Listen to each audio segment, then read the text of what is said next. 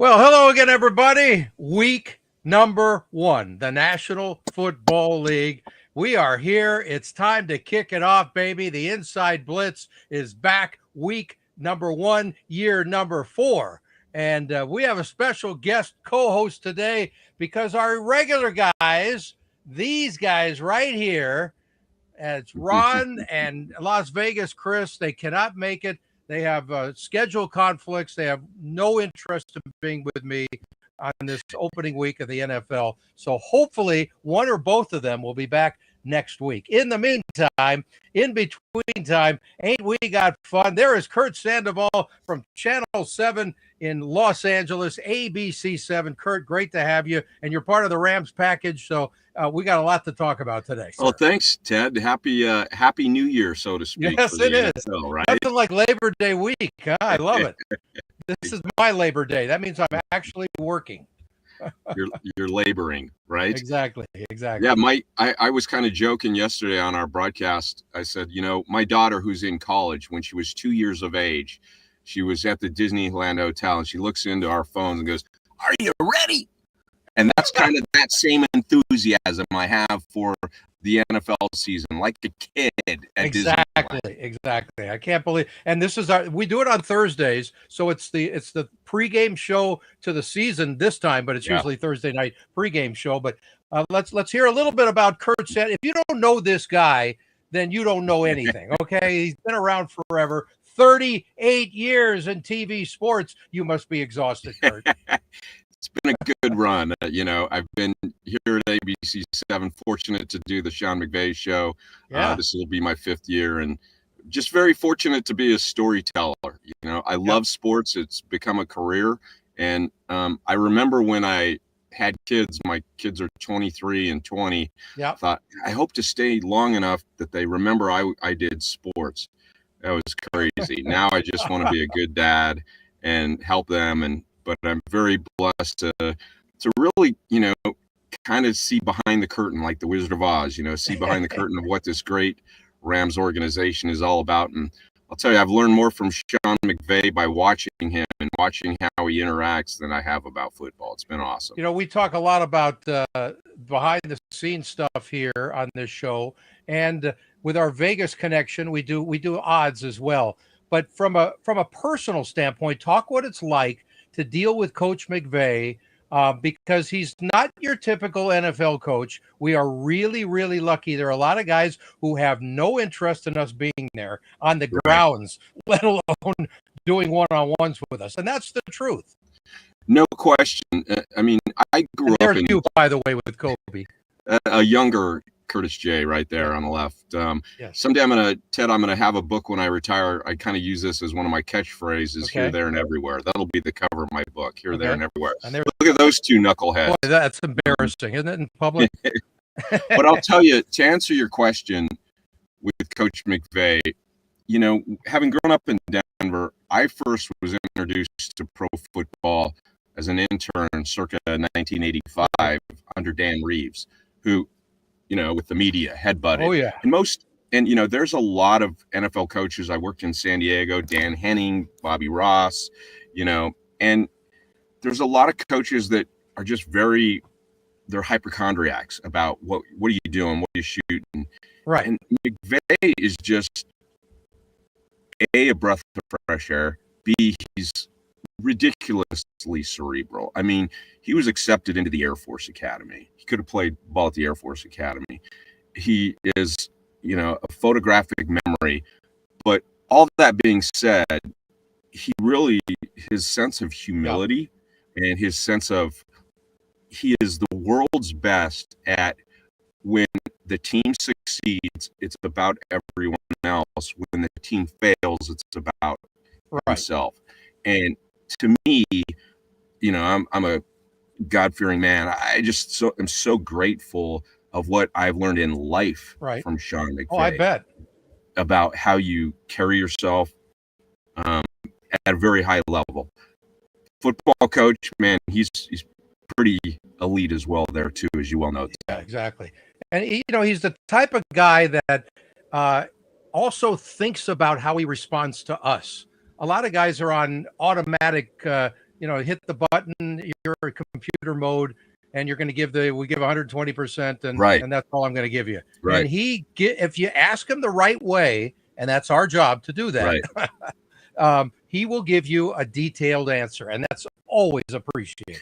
The late TJ Simers, when I was very young, used to tell me there's no such thing as a bad question. It's just a question. TJ actually talked to you, huh? Well, that might be true, but there's bad ways to ask the question. Absolutely. Right? And so, but Sean McVay, even when I've seen people ask it in an inappropriate way, or boy, that's not good. Again, he handles it with grace and truth.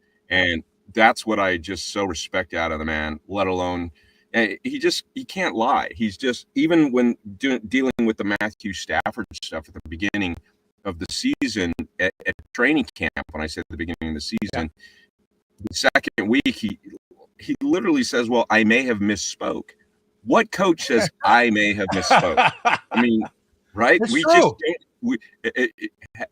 You ever hear Phil Jackson say, I may have misspoke? No. Right. So, and I don't bag on Phil. Phil's arguably one of the greatest coaches absolutely. in the history. But everybody's different, but it's the quality of person that we're looking at here. Yeah. And you think about it, he's only 39. Exactly. He's the winningest coach in Rams history. It's unbelievable. And you think about what Mr. Kroenke saw in a 30-year-old Sean McVay. And I'll tell you, Ted, one of my favorite stories, I like when you talk about behind the scenes. It's one of my mantras in my career is tell them what they don't know. Exactly. And a few years ago, the Rams were playing a preseason game, their final preseason game in Cincinnati. And Chris Shula grew up in Cincinnati because his dad was the coach. Sure. Well, Sean McVay and Chris Shula met in college at Miami of Ohio. And on the off day, we were there for a couple of days of practices, Wednesday and Thursday. And then Friday, there was really no media availability before the Saturday preseason game. We went an hour up the road to Miami of Ohio University. And I learned so much about this man.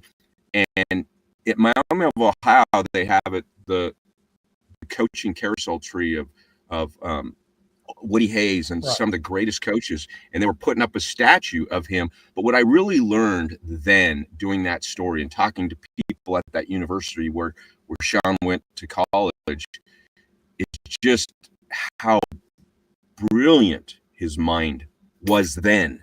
It's not like he developed it getting to the NFL. Right. Chris Shula talks about him always saying, did you memorize this? He was very, and you just know he killed it, Curt, when it came to the interview for this job. He destroyed it. Yeah. And he had to have. I mean, and Sean told me recently, I recently been within the past year, that Marshall Faulk was part of the selection committee, of that they all went to dinner. Wouldn't you love to be a fly on the wall of that conversation? Wouldn't you love to be there when whatever he's telling Les Snead and Kevin Demoff? Yep. And now that he's a dad and his beautiful wife Veronica, he talks about, I tell him this all the time. I've got quotes that my kids are tired of hearing. Grow where your feet are planted. Right. I see better than I hear, which is action speaks louder than words. And this is what Sean McVay does. Okay, I screwed up, by the way. I didn't play the open to the damn show, which is going to take about 10 seconds. But, hey, you got to kick off the season correctly. So here we go.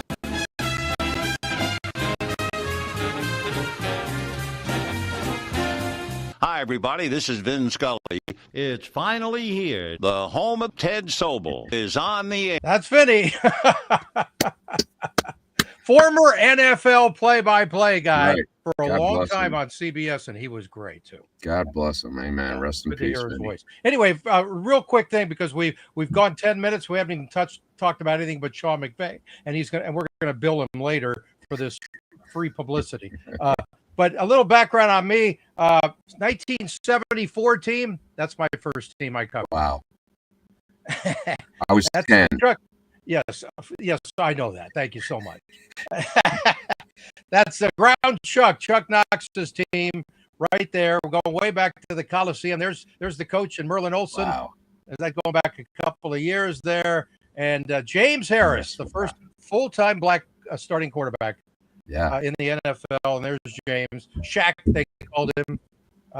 And I think he's still coaching or something. He was doing something in college ball for a long time. And there they are together. A little taste of the old days there. The LA Rams at the Coliseum.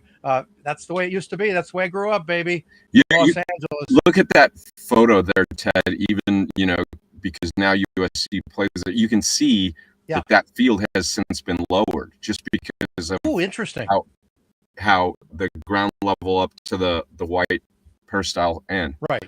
16 was pretty good back then, too. Yeah, it was pretty good. And I covered the Montana Rice days. And that guy right there, the referee, is Jim Tunney, my former high school principal, and one of the great referees of all time. And he should be in the NFL. He just passed this is going to be the first year since the NFL started that there's no Jim Tunney around. Wow. Yeah, so unfortunately he's not around, but Jim is always in our thoughts. In the meantime, let's talk about the Rams' ninth season for McVay.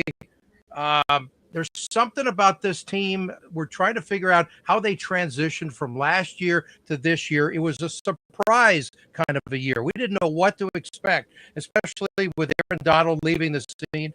Who knew what the defense was going to be? Well, they played very well, especially with those kids from Florida, right? Right. They've come through, and now they're old veterans. They're old young veterans. Yes, go ahead. Yeah, Braden Fisk and Jared Verse, and Verse won Defensive Player of the Year. But remember, Ted, they finished so well, but they didn't start well. Right. And I think the one constant that I kept hearing at training camp at LMU is, it's a new year, it's a new hit the fresh start.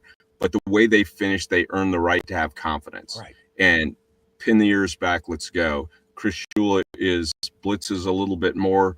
And that's going to be tested with CJ Stroud, who can really beat a team with his legs.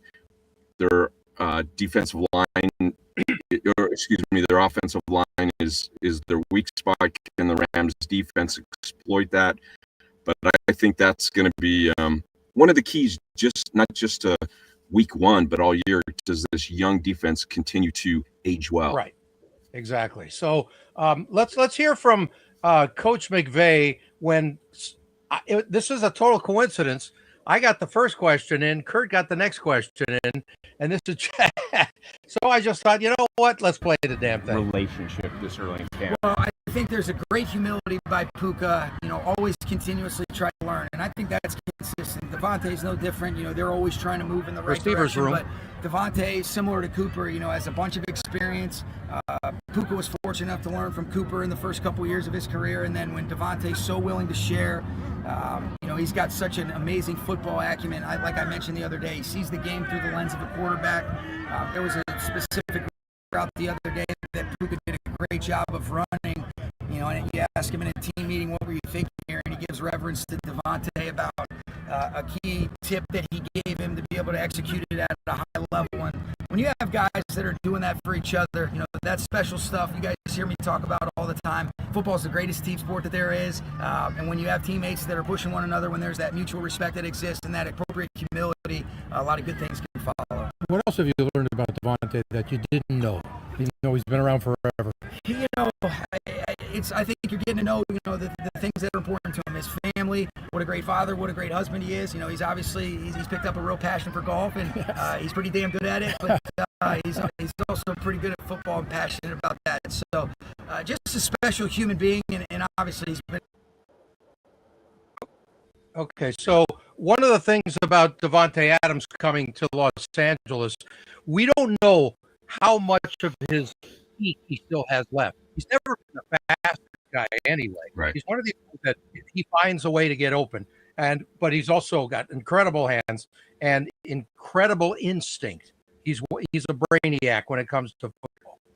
Yeah, he's a brainiac. That's a great way to explain it. And part of that brainiac is the years of experience.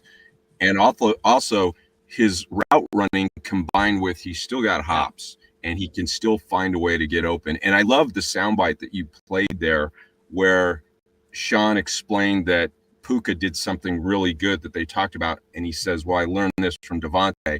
And that's the thing we keep hearing, not just at training camp at LMU, but in the preseason, is that Devontae is bringing that wisdom to this wide receiver room. And Sean McVay said a week ago, on paper, you don't win games on paper, but on paper, this is the best wide receiver room that he feels he's had collectively. Right. And Cooper has his fingers in his ears right now. You just want to hear that. Hey, Ted, I know. That's a big story this year to me. How do you quantify, how do you measure his absence? Stats are stats. And you can say, hey, Devontae, run, this compared to Cooper. And I get that. But Cooper's invaluable leadership, the we, not me way that he taught to the young guys. Do they have other guys to do that? Yes. But Cooper Kupp is a very, very, he's going to be missed. Yeah. No you doubt. Know what? I think it's truthfully, I'm not going to kiss anybody's ass here, but I happen to love Devontae personally. I've dealt with him when he was with the Packers. He used to come on my network pregame show, did it a few times. And when I say brainiac, I'm not kidding. He's one of my favorite interviews to do, just a phoner, like 5 minutes. He really gets into the details, and he doesn't just phone it in, if you'll pardon the pun there. Yeah. But anyway, one of the things that he's going to do in that room, he's going to fill the leadership role, I believe. I mean, that's just who he is. Yeah. I don't think he's not a me guy. Agreed. Right. So let's first hear from Puka on that new receivers room. Growth of the room itself, being with some new guys, and specifically with Devontae and what he adds from a group standpoint. I think a better leadership. I've asked Devontae to lead our position group, drills. There was a respect for him to come in saying, I don't want to push you out of the way or to try to take your spot. Like, I should be up there number one, but it's something that I have a huge amount of respect for his game, and I'm blessed to be able to run great people like Coop and to have Devontae come in. So also, when I was in the front, I was like, I'm trying to sprint as fast as I can so I can turn around and watch him. So I was like, hey, I think you'll make my job a little bit easier if you just go first. So today I was right there in the back. I'm just standing like this because I'm gonna watch the tape again. But I'm like, there's nothing better than seeing it with my own two eyes. Have you learned anything specific from him that maybe you didn't know going in? I think aside that, but I think his illusion of speed and lateral quickness is something that trying to add that to my game in the way that it fits my skill set.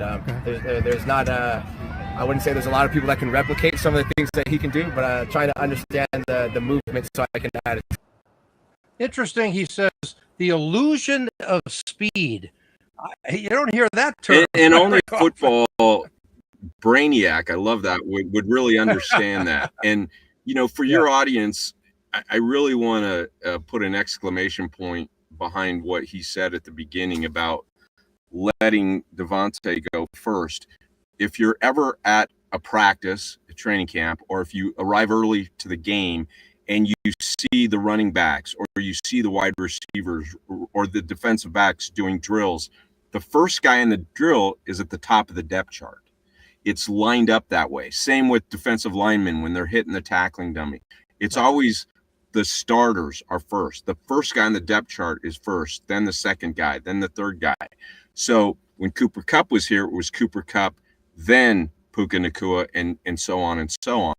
So here comes Devontae Adams coming in, and Puka's like, no. Huge respect. Now, you look at this video, look at how he ran right in my face, by the way. He's just lean, he is fit, and listen, I'm not an NFL scout, but I will say this. What I saw, Ted, in that scrimmage up in Oxnard against the Cowboys, dude had 3 touchdowns, and they never came close to stopping Devontae Adams. Yeah, it was, and to the point, I need a soundbite on how great Devontae was. So I say to to McVay, so what'd you think of Devontae Adams today? And he just smiles, goes, "What'd you think?" I just said, "I think 17 can play." And he goes, "Yeah, you think?" Yeah, right. He was a man among boys. I mean, now the Dallas Cowboys were going through that was the start of the Mike Parsons thing. Did they really want to be there? I don't know. Yeah, right. But I'll tell you what, I will just say I had my fantasy draft, and the first wide receiver I took was 17 because I think he's going to have a monster year. And again, going back to that with Puka in the room, I mean, it's in the running game, they're pretty darn deep. Jordan Whittington, the speed of Tutu, that's a pretty deep wide receiver room. Okay, well, we've talked about enough. Tay, as Aaron Rodgers always called him with me. I mean, Tay this, Tay that. All right, Tay, you spoke to us earlier in camp. Let's hear from you. How's that room coming along there? Like just your own room and where you see the development, and obviously you're one of the new leaders now. Yeah, I mean, it's been real smooth so far, man. We built a good foundation during the all-season program and had a lot of fun getting to know each other, getting on the same page with the Qs and learning the offense together. And me bringing in my experience, having been in this offense a few times. Raiders, that last year, the Jets, Packers. I've been around it quite some time. So it's fun seeing how every team kind of uses it differently, and I think I've really been enjoying the way the mastermind has been able to kind of conduct some stuff over there with the masterminds. So a lot of people involved, but it's just been fun. And like I said, the best part for me is just getting another guys and hanging out with them every day. Obviously, you're just at the point. You and me again. We're getting reps. Tag team it. What's the challenge when Matthew's not here, though? Getting quality reps. What's good, obviously, on paper, you'd love to have everybody, be healthy, but that's just not the reality of how football goes. And there's gonna be days where maybe I'm not going, or somebody else isn't. And you just find ways to still make it work. The communication in the room and the classroom work is a lot more vital than what people realize as far as how much goes into it. We're here all day at training camp and only on the field for a short time. So when we get off stuff even today during practice, whether it's something good or something the quarterback could have done differently, I could have done differently. So just that communication makes up for a lot of lack of the time on the field. There you go. So that's Devontae Adams, and that was a good example right there, where didn't phone in any interviews. It's like, let's get this over with, guys. I got a coffee engagement in 20 minutes. And a lot of receivers are like that. Yep. And I think that a buddy of mine who's now in Miami, he was in Green Bay, and when this deal came down, he's like, he will be one of your all-time favorite guys because of that, because he just speaks honestly.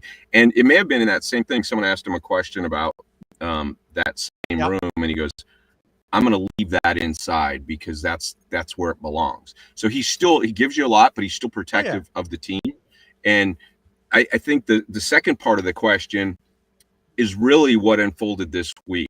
That Matthew's been practicing the past couple of weeks now and been throwing, and so the timing, they didn't get to do the Saints inter-squad scrimmage or the Cowboys, but the simple fact they've continued to work on their timing. Sean said yesterday it was like in the off season before Matthew's back fired up, it was like a passing league. So they just really worked on it then. And Devontae yesterday, Ted, really talked about, because Matthew's going into his 17th season, because Devontae's going into his 12th season, there's a lot of wisdom there, a boatload of wisdom. And I think that's going to be the thing, will we see that come Sunday, that wisdom play out? I will make a very bold prediction. I think Devontae will have the first Rams touchdown this year on a corner route. That's a proposition bet right there. See, we do have some good Vegas plays for you folks today. Week 1, baby. Devontae Adams, first TD. First that's TD all that matters for the Rams this year. Yep. Okay, let's briefly get into Matthew Stafford and his situation. Sure. We both have the same back doctor, Dr. Robert Watkins, who did surgery on my herniated disc. And he told me as soon as I was done, he says, I think you're good, but you're never going to be Matthew Stafford, so forget about it. So Obviously, he doesn't have that kind of serious thing, but he's had back issues for a while. It's not going away. Right. He's not going to be 22 again. So the issue is, how do you manage it? And do you avoid the big hit? Because it only takes one really good hit, and then we've got Jimmy G, who's going to be playing more than he needs to, right? That's just the reality. I love what Mia Kimes said on our broadcast. She goes, I'm not going to say that there wouldn't be a fall off. There would be. But as backups go, you know, like I said, against the Cowboys, Jimmy G was 30 of 33. You might lose a little bit of the deep threat, maybe, but boy, that's a good backup. But let's face it, you said it perfect. Anyone listening to this knows you got a back issue. It can flare up at any time, and it doesn't have to be from a hit. It can be from sneezing, right? So what we don't know is what we don't know. We don't know the severity of it. Gary Klein from the LA Times asked him, I thought, a fabulous question. What's that? He said, do you, when you wake up in the morning, do you go, okay, how's it going to be? And he's like, no. And which kind of told me is like, okay, it's flaring up. Right. The couple times I've had back issues, you know, it takes your breath away, but then you do whether, you know, and I'll get to some of the corrective things he's doing in a second, but whatever you do, then it stabilizes. But it can be a sneeze. It can be stepping off the curb that aggravates it. Matthew Stafford, going into his 17th season, has been sacked 502 times. He's on the verge of throwing for 60,000 yards. Yep. And that's just in games. A boatload. I mean, we can't imagine the wear and tear on his body. But having said that, you know, he really is elite in his recovery modalities. He had that PEMF system that had red light therapy on it, which is all about inflammation and decreasing inflammation. He's doing everything he can. You know, a couple of years ago, he bought his offensive lineman cold tubs. Yeah. And cold tubs is all about, you know, inflammation, right. Decrease. So, you know, he's got one of those that he's an expert at this.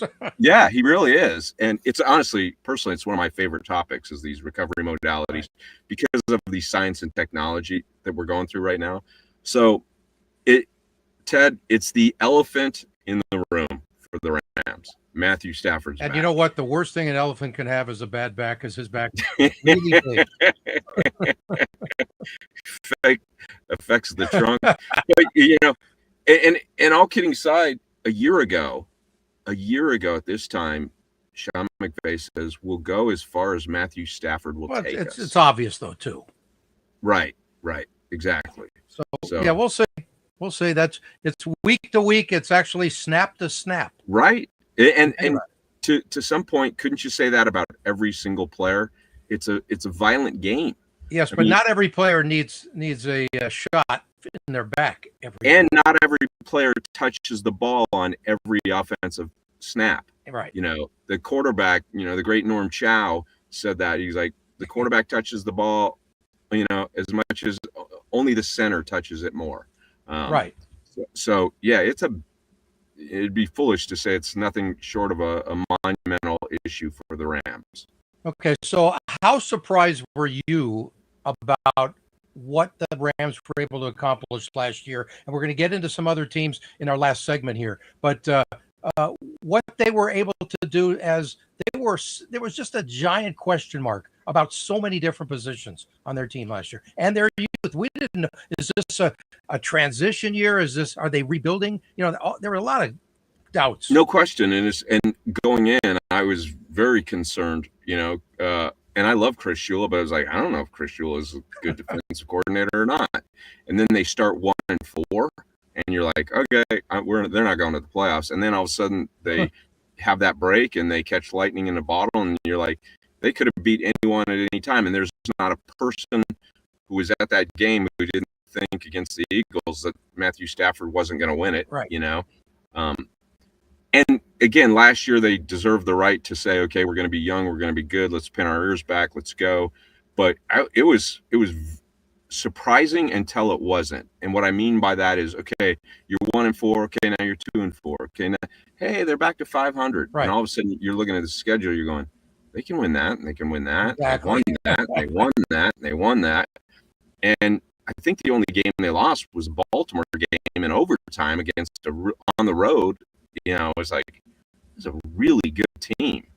So, but I love week one, Ted, because we take last year, and a month from now we're going to go, that doesn't matter.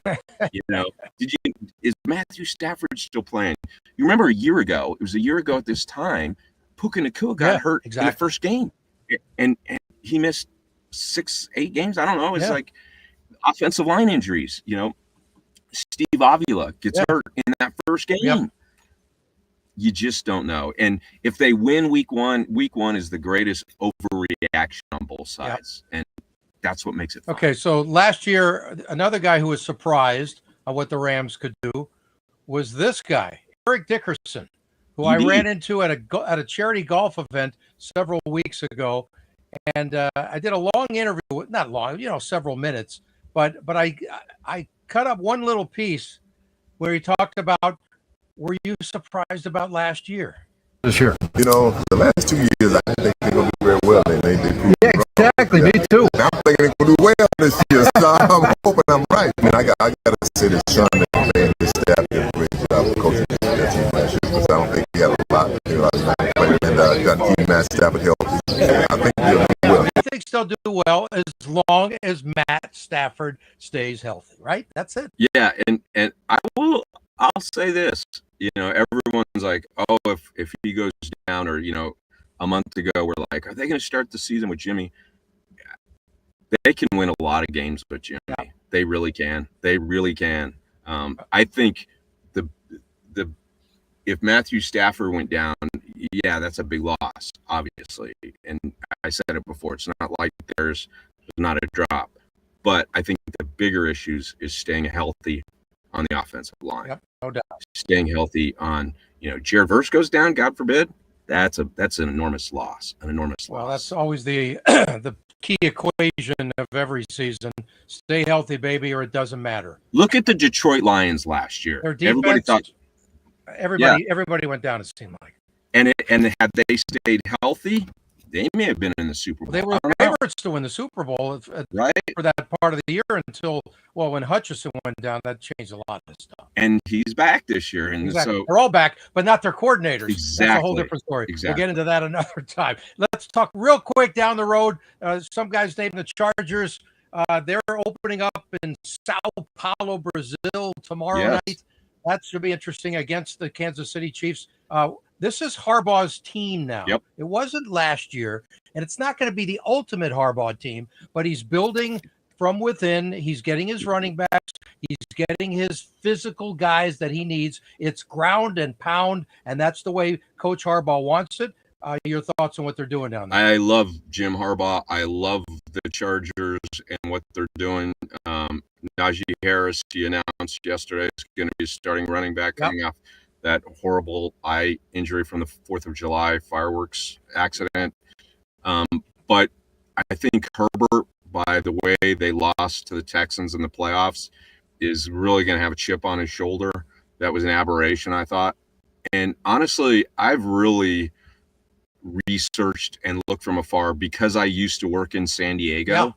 Yeah. I remember him playing for the Chargers, but what I really remember, Ted, is USD, University of San Diego, not San Diego State, right. USD, a Division II program that was always 500, getting guys that were there for the academics for other reason. And here comes Jim Harbaugh, and they go like 11-1. Yep. And I'm like, are you kidding me? Guy? Yeah, right. And then he does it at San Francisco, and diehard Niner fans are still upset. First, right?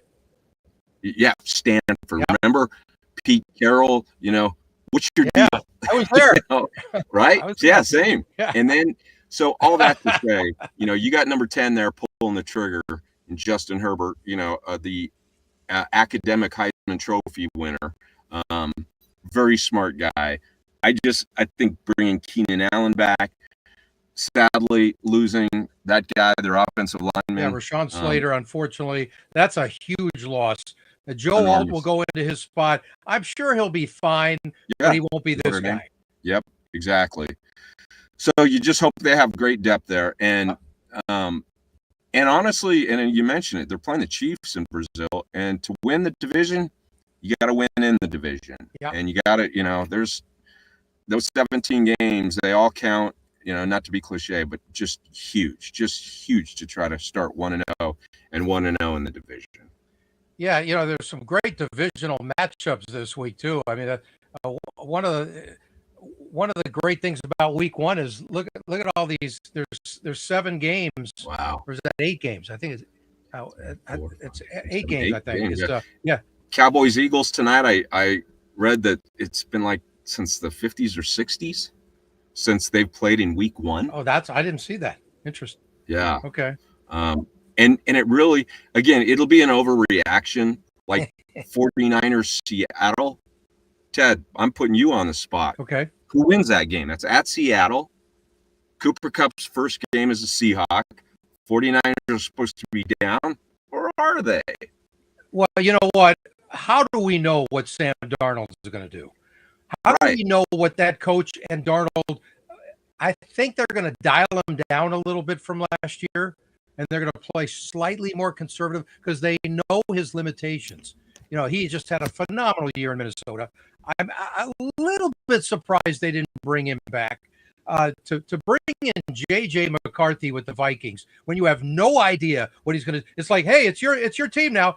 After they won 14 games last year. I think that's insane to be honest. Well, and some of it's because it's a business decision, right? No, because they would have had to pay him. And then the Lions offensive coordinator goes to Chicago. Yep. Going back to division though. Right. Going back to that 49ers Seattle game, Christian McCaffrey, everything Kyle Shanahan is saying is that he's Christian McCaffrey again. Yeah, but if Christian McCaffrey again means what week does he get hurt? Because he only had 1 year with the Niners where he was basically healthy the whole season. Right. He's always been hurt. And you know what? I don't think that means he's injury prone. That's the way he plays. He plays like a battering ram. No question. No, and there's a lot of miles on that body as well. An older battering ram too. Yeah, exactly. So, as long as I think they're going to have to be smart with him. Not too many touches. And you know what? I'm from Denver. I say this with goggles on, confirmation bias. My brother is sick of the Chiefs. My pastor is from Kansas City, and he's like, that's payback for Elway and all those years, But how do the Chiefs get blown out in a Super Bowl, and now all of a sudden they're quote motivated again? It's like, how do you go against them? I love this stat that I saw on TV the other day. We're looking at Saquon Barkley who's playing tonight. Just an incredible player and a really nice guy. I got a chance to meet him during this offseason at the golf event. Just a great guy. We had a wonderful chat. Look at these players, including Mr. Dickerson on here. Yeah. After you rushed for 2,000 yards the following season, it ain't close, baby, and that's every one of them. Wow, that's a great. Isn't that a great stat? That I wish you would have had that before my fantasy draft. Only because I took Derrick Henry. I got to see what. Well, the only issue with Derrick Henry is age. Otherwise, he's still great. But that's the old story. He's like McCaffrey, except for he's bigger. He's going to run over you and through you. And how many more years or weeks can he continue to do that at an effective level? And we kind of talked about it with Matthew Stafford being sacked over 500 times. A running back is taking a beating.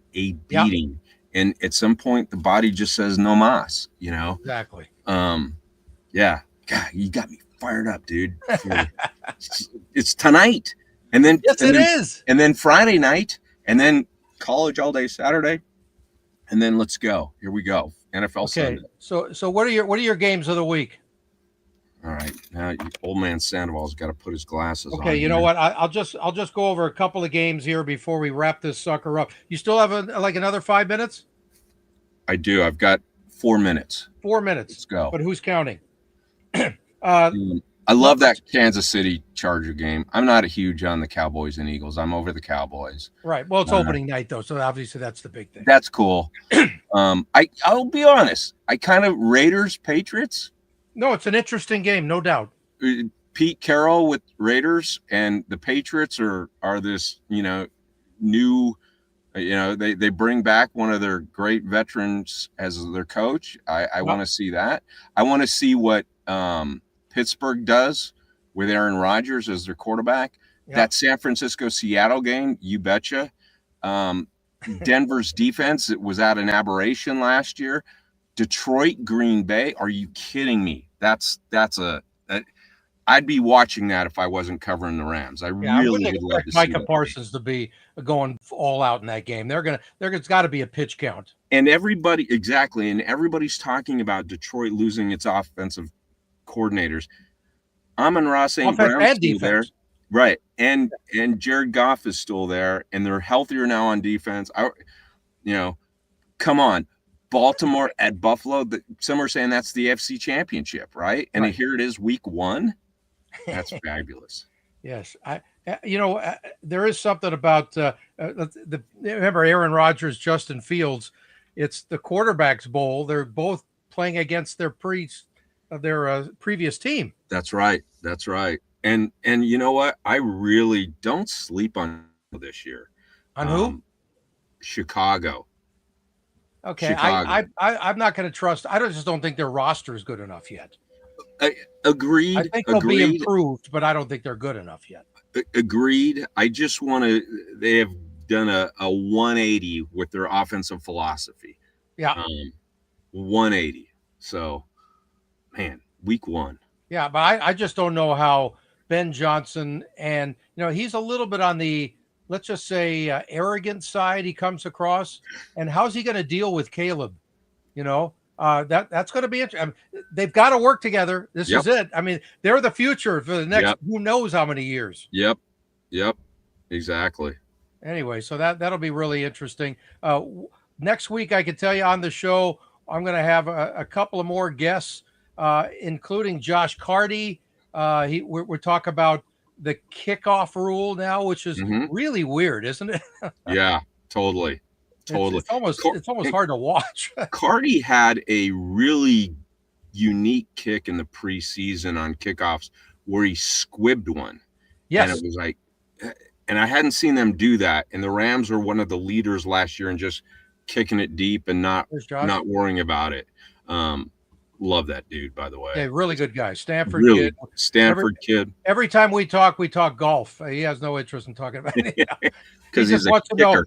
Yeah, exactly. And he wants to play Pebble Beach, and I can't get you on. I can't get me on. How am I going to get you on?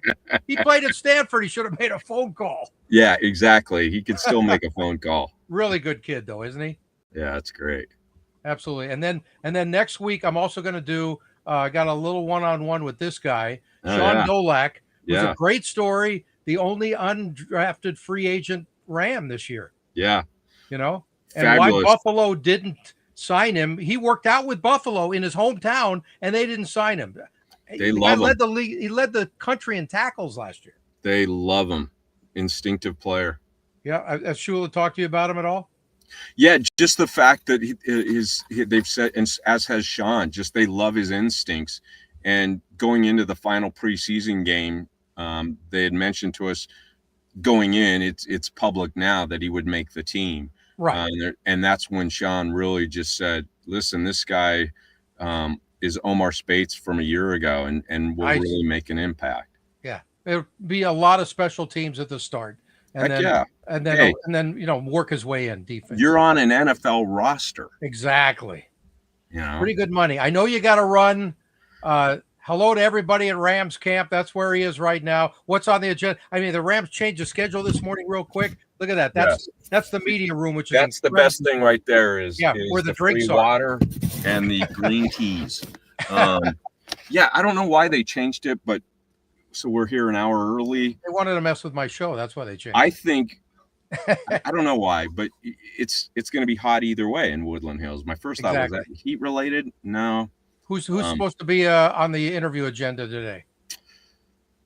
both coordinators, and then I'm talking to Kyron Williams afterwards, who got who's one of the captains.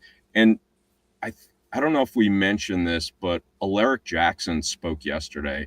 And for Ram fans, if you didn't know, a couple years ago, Alaric Jackson got hit and developed blood clots in his lung. And that's pretty scary, right? Yep. So all of a sudden he's working out in the off season and he's really fatigued. They do tests. He's got blood clots in his leg. Wow. And you're wondering where is football going to be? Yeah, really. And that guy has just worked his way back. He gets scanned every day.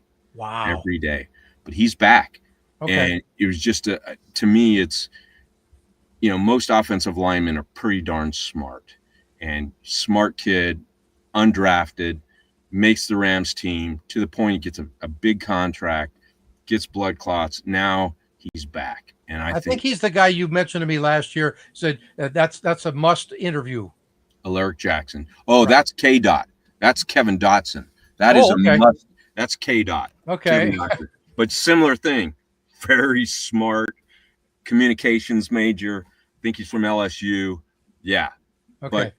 But we gotta go. We'll let Jim Harbaugh take us out. Listen to Jim. We got a lot of work to do now, but you can't get to 2-0 without being 1-0. Yeah. Who's got it better than us? Thank you, Coach Harbaugh. Thank you, Kurt. Ted, who's got it better than us? We're talking football. Thank you for having me, brother. Nobody outside of this show has it better than us, baby. Have a great time. Hello to everybody at Rams camp. Appreciate Curt Sandoval sitting in for the boys. We'll do it again next week, everybody. Enjoy week 1.